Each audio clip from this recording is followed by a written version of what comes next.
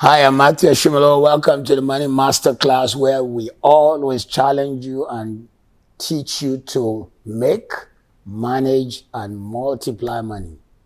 The Money Masterclass is a platform where we really want to encourage 1 million people to create wealth and 10,000 to become millionaires. We are confident that in our teaching, we are able to assist you, push you, but you also must be willing to make something happen for yourself. Today, I'd like to share something very, very profound, strong, and even for some people, they may think, this is strong and harsh for me. But you've got to analyze the truth and take it to make action. I'm sharing with you on true freedom is financial freedom. True freedom is financial freedom. It was W.E.B. Du Bois, one of America's finest minds after slavery, who pushed across the United States to see black people create wealth following the end of slavery. He said, to be a poor man is hard, but to be a poor race in a land of dollars is the very bottom of hardships. What the truth. To be a poor man is hard, but to be a poor race in a land of dollars is the very poor bottom of hardships. That's the word of W.E. Du Bois. At the time of the end of slavery in the 1870s, black wealth was below 1% of the GDP of the United States of America. Today, as I teach this end of the year 2020. At the end of slavery, it was less than 1%. Today, 2020, black wealth in the United States of America is still no more than 1%. 1%. This therefore means that if you really are going to have a political voice, if you're going to have an economic voice and your wealth in the whole nation is 1%, no amount of protest can change some things.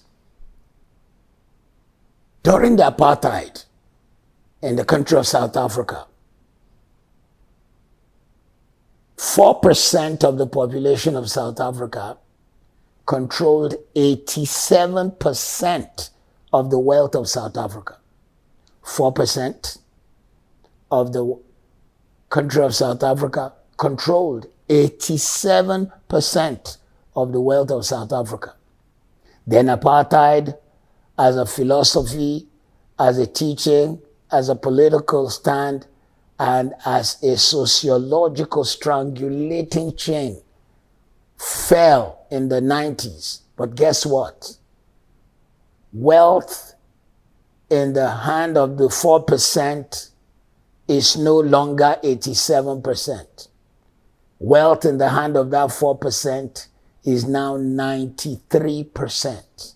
They became wealthier because a dropping of a philosophy without a re-education of the mind of the poor, the mind of the disenfranchised, does not make any change. Let me make it a little stronger. I have lived in the United Kingdom for 36 years. February 2021 will make 37 years. The rich list published every May in the Times of London lists only 4 black people in the United Kingdom who can be rated as millionaires. I guess they must be looking at something like around £5 million. Only 4.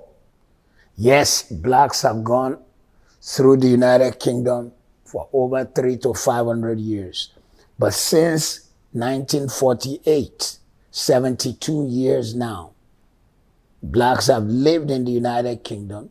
There are 2 million, at least, black people in the United Kingdom. It is possibly more than that. There are those who will just not list themselves as blacks because they probably are mixed race. But 2 million listed as blacks, 4 millionaires. out of all of the blacks in the United Kingdom. The possibility is there that some people's equity was not regarded as a reason to measure their wealth.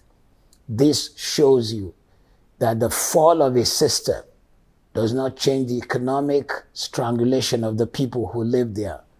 Dare I be stronger and harsher by saying 300 years ago, blacks were carried as slaves to the West to work the plantations, the sugar plantations, the cotton plantations, and the homes of the slave masters.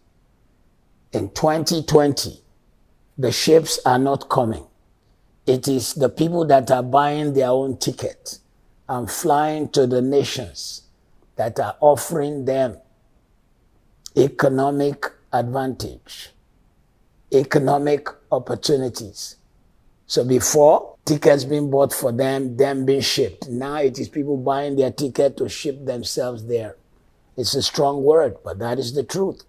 So today, Australia, Canada, United States, British government, and the rest of Europe come to the third world, pick the best of the fruits. They call it highly skilled. But these highly skilled people get to live in the West only to find that whatever money they made barely took care of their mortgage and their living expenses. Financial freedom, like they thought would happen, had not happened.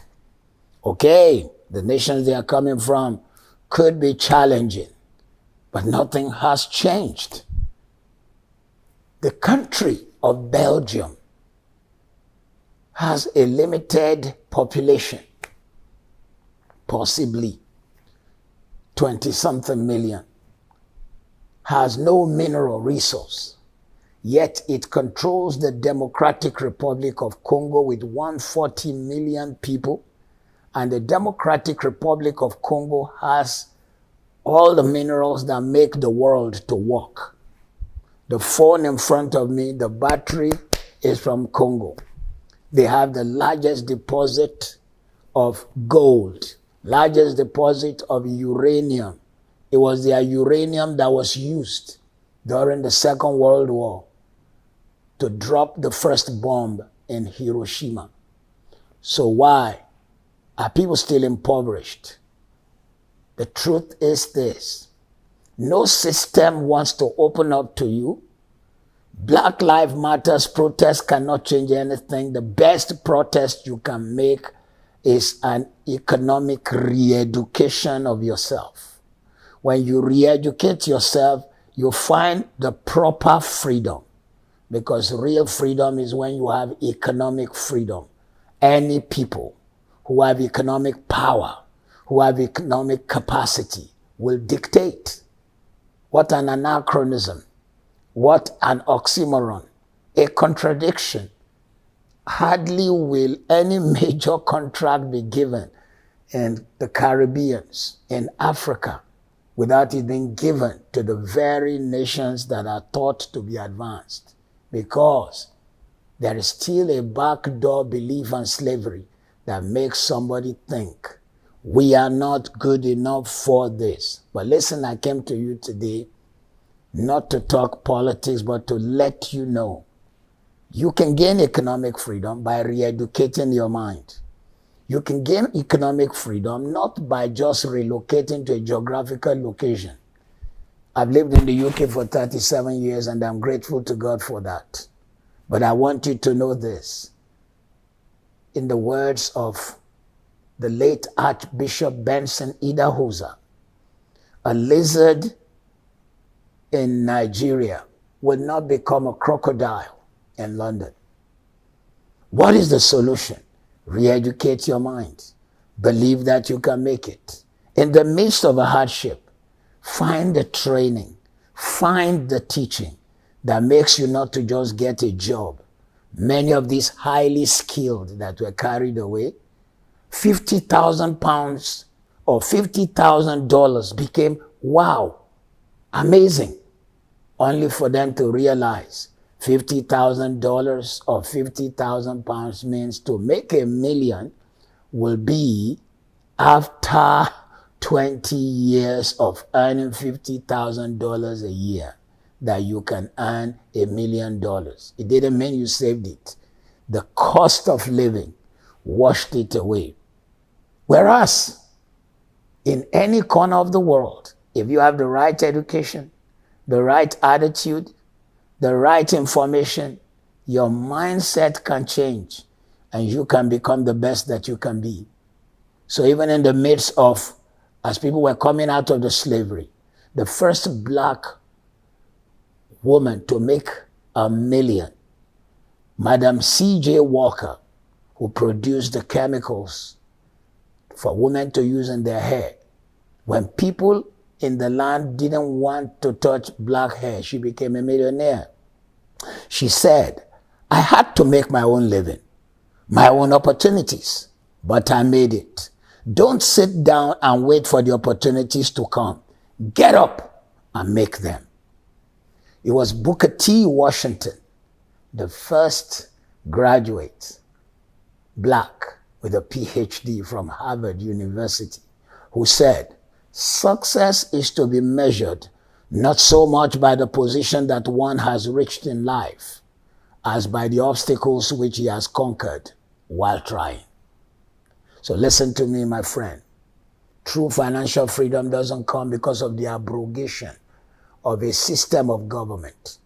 True financial freedom and making real wealth does not come because you live in a particular geographical location. You need more than relocation to find your allocation. You need an education, the right education. I repeat, you need more than a relocation to find your allocation. You need a re-education, the proper education. Thank you very much.